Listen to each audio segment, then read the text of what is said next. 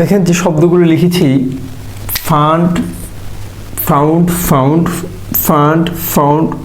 আচ্ছা দেখেন, অর্থাৎ আপনি যখন ফান্ড পাচ্ছেন ভেরি গুড, আর যে জায়গায় ফাউন্ড পাচ্ছেন ওটা কাটছেন, ওটা কাটেন। অর্থাৎ আমি যেটা আপনাকে বলতে চাচ্ছি যে এই যে শব্দগুলো আপনি যখন ফান্ড কিংবা ফাউন্ড পাবেন, এইখানে ধরেই নেবেন যে এটা মূলত বেজ অর্থ দিবে, মূল অর্থ দিবে। কি অর্থ দিবে? মূল। এখন আপনি বলতে পারেন ফান্ড মানে কি? এই ফান্ড মানে হলো তহবিল। ফান্ড মানে কি? তহবিল। এখন আপনি চিন্তা করে দেখেন, তহবিল ছাড়া কোনো কিছু পরিচালনা সম্ভব?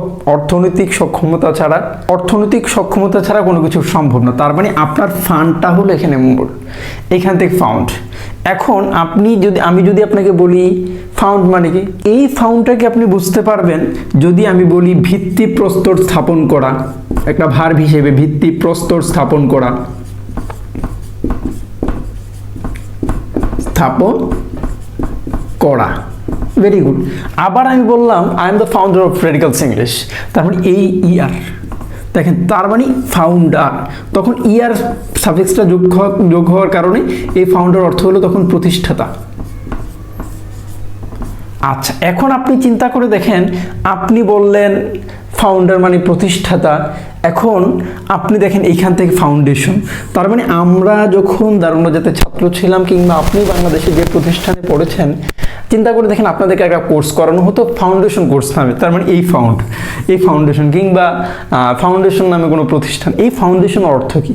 এই ফাউন্ডেশন অর্থ হলো মৌলিক, এই মৌলিক। এখন আপনি যদি বলেন আবার মৌলিক শব্দের বিশ্লেষণ করতে, তাহলে আমি বলবো এইখান থেকে ইক নামে একটা প্রত্যয়কে আলাদা করব, ইক, আর এইখানে মূল লিখব, মূল যৌগিক, অর্থাৎ মূল বিষয় সম্পর্কিত যে আলোচনা সেখান থেকে বলা হয় মৌলিক, অর্থাৎ ফাউন্ডেশন মানে মৌলিক কিংবা ফান্ডামেন্টাল। তার মানে এই ফান্ডামেন্টাল মানে কি? ফান্ডামেন্টাল মানে মৌলিক। আচ্ছা, এখন এই দেখেন ফাউন্ড মানে মূল। এখন প্রো মানে কি? Advance, profound.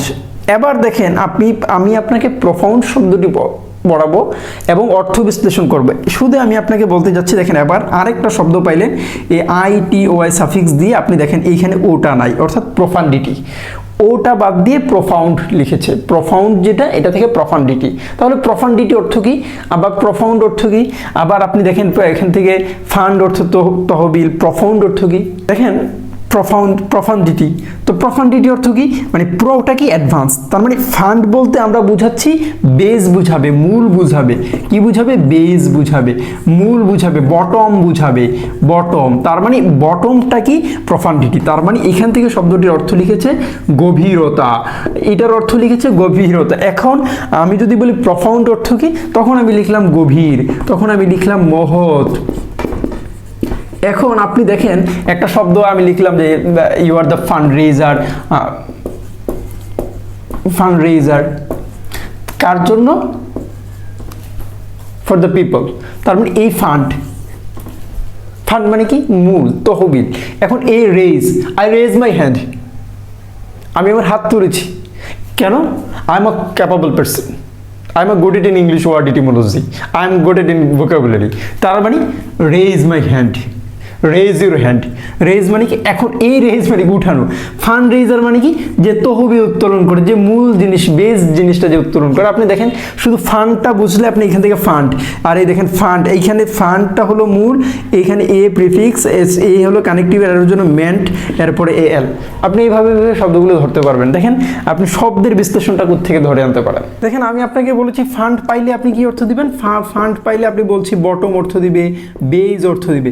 এখন ফ্লান্ডার, এই ফ্লান্ডার শব্দটার ইতিহাসটা কি? এই ফ্লান্ডার শব্দটার মধ্যে দুইটা শব্দ আছে, একটা হলো ফান্ড আর একটা হলো ফ্লোট। এই ফ্লোট অর্থ কি? এই